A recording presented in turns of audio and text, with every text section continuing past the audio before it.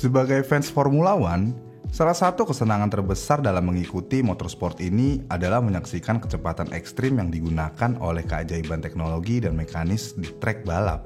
Tapi mengapa tampaknya akhir-akhir ini, meskipun mobil jauh lebih cepat daripada sebelumnya, malah F1 terlihat jauh lebih lambat di TV? Nah, kalau di kamera HP biasanya kelihatannya kayak gini nih. Dan kalau di TV sekarang kayak gini. Ya mungkin berbeda angle-nya juga ya. Jadi yang di HP terlihat lebih cepat dibandingkan yang di TV. Tapi ada faktor lainnya juga selain itu. Mobil F1 terlihat lebih lambat karena kamera televisi berteknologi canggih yang menangkap aksi luar biasa cepat dari mobil F1 modern yang mengebut di trek balap Formula One dengan presisi yang luar biasa. Dari jarak yang sangat jauh dan dengan fokus yang sangat cepat. Keakuratan inilah yang membuat mobil terlihat lebih lambat. Kita akan melihat apa sebenarnya teknologi kamera terbaru yang berkontribusi terhadap hal ini. Dengan kata lain, bagaimana penggambaran kecepatan dari live action melalui kamera ke layar TV di rumah. Teknologi terbaru dalam kamera televisi dapat melakukan semua yang dapat dilakukan oleh teknologi TV generasi sebelumnya. Tetapi sekarang mereka akan melakukan semua itu dari jarak yang lebih jauh, dalam resolusi gambar yang lebih tinggi, dan dengan fokus yang lebih tajam dan lebih cepat. Kamera yang sekarang dapat melacak mobil dengan akurasi yang lebih tinggi juga. Ini semua terdengar fantastis. Siapa sih yang tidak ingin melihat mobil secara detail? Lihat pembalap dalam fokus yang tajam saat mereka membalap di tikungan. Memang semua itu jauh lebih baik daripada tahun-tahun sebelumnya. Tetapi ada konsekuensinya, yaitu kurangnya kelihatan seberapa cepat mobil itu berjalan di lintasan. Bahkan Piero Ferrari, putra Enzo Ferrari dari kuda jingkrak, mengatakan seperti ini. Dengan efek pandemi, Anda hanya bisa mengikuti F1 di televisi. Kami menjalankan balapan single seater tercepat dalam sejarah.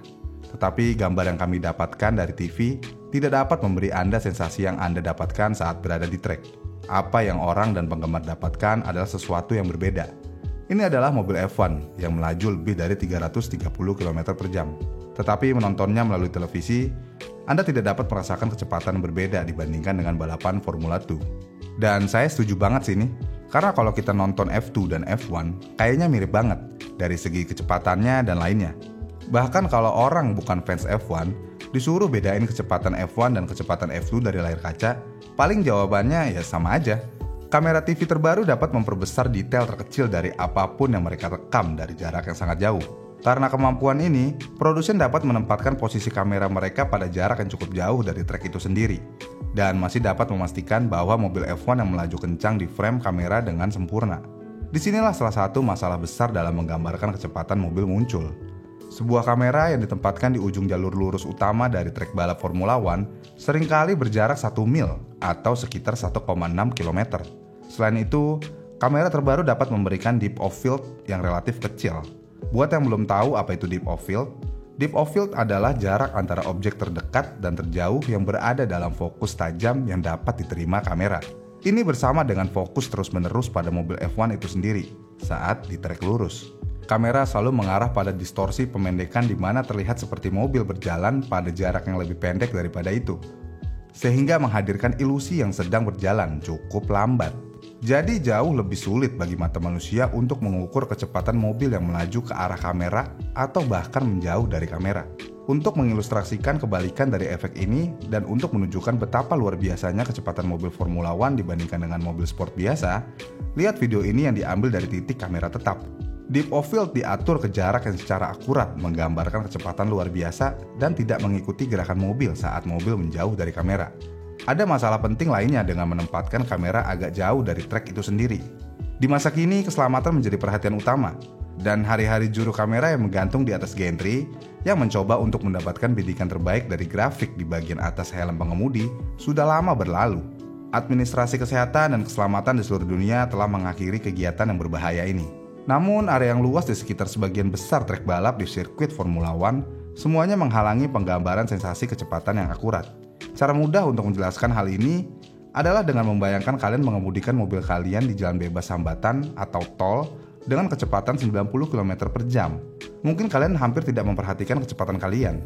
Ini karena tidak ada referensi stasioner yang dekat dengan kalian, yang dapat digunakan untuk menilai kecepatan relatif kalian. Semua mobil lain melaju dengan kecepatan yang sama seperti Anda juga. Jadi kayak nggak berasa ngebut. Dan sekarang bayangkan kalian mengemudi dengan kecepatan 90 km per jam melalui jalan kecil dengan etalase toko, lampu jalan, dan perabotan jalan lainnya, melintas dalam jarak beberapa meter dari pintu mobil Anda. Sensasi kecepatan dalam hal ini akan jauh lebih besar, meskipun kecepatan Anda yang sebenarnya akan sama. Dan inilah yang terjadi di kamera F1 sekarang. Semua terlihat lebih luas daripada sebenarnya. Jadi benar-benar terasa lambat mobil F1 di televisi. Sudah paham kan sekarang dengan contoh yang saya berikan tadi? Nah, kalau udah paham, kita lanjut. Mobil Formula One jelas akan melambat saat memasuki atau keluar tikungan. Produsen biasanya akan menempatkan kamera mereka di depan ke sudut untuk menangkap aksi saat mobil berakselerasi keluar dari tikungan atau dari belakang saat melambat untuk memasuki tikungan. Sering juga ada kamera yang ditempatkan di sudut tengah, tetapi disinilah mobil bergerak dengan kecepatan paling lambat. Sementara aspek teknis dari pengemudi yang menghadapi tikungan yang sulit dengan kecepatan tinggi mungkin sangat menarik bagi penggemar F1. Ternyata tidak. Kamera modern juga dapat bergerak dengan sangat mulus dan mengunci mobil F1 saat melewati belokan. Kemampuan ini cenderung mengaburkan apapun di latar belakang, namun mengurangi referensi stasioner yang terlihat di sisi sudut ke titik di mana mereka tidak relevan dalam membedakan kecepatan mobil. Juga harus dikatakan bahwa sistem suspensi mobil F1 saat ini sangat canggih, sehingga dapat melewati tikungan dengan kecepatan tinggi. Hal ini cenderung membuat mobil terlihat seolah-olah berjalan cukup lambat dibandingkan dengan mobil F1 sebelumnya. Dan salah satu faktor terbesarnya adalah masa sponsor dan lainnya. Rolex, Ineos, Hewlett-Packard, Monster Energy, Epson, dan Puma ini adalah beberapa sponsor untuk Formula One yang telah menghabiskan jutaan dolar untuk menempatkan nama brand mereka di sisi mobil dan sisi trek balap. Mereka akan selalu menuntut untuk logo brand mereka terpampang lebih lama daripada sebelum-sebelumnya. Ya, lihat aja deh kalau di GP Portugal. Itu logo Rolex di tikungan gede banget, dan itu masuk dalam kamera cukup lama. Ya gitulah kira-kira. Formula One dan FIA adalah olahraga motorsport yang kita cintai. Tapi dibalik itu semua merupakan bisnis, yang mana sebuah bisnis harus menghasilkan uang. Dan tentu aja ini permintaan dari sponsor juga. Karena stiker-stiker sponsor di mobil untuk saat ini jauh lebih kelihatan daripada tahun-tahun sebelumnya, yang mana ini menaikkan harga sponsorship untuk F1. Dan tentu aja, kalau tanpa sponsor, tidak akan ada Grand Prix F1. Jadi ini hal yang kecil, tapi memang perlu dilakukan. Dan kenyataannya, mobil Formula One modern tidaklah melambat. Malah mereka lebih cepat daripada sebelumnya. Kan di video-video kami sebelumnya, banyak yang komen tuh, kenapa mobil F1 semakin tahun semakin lambat, bukannya semakin kencang? Nah inilah jawabannya. Jadi bukan mobil F1 yang melambat, melainkan kameranya sekarang yang terlalu canggih. Nah jadi menurut kalian bagaimana? Lebih suka kamera yang dulu atau kamera yang sekarang? Komen di kolom komentar di bawah ya. Dan jangan lupa like dan subscribe channel ini. Terima kasih sudah menonton.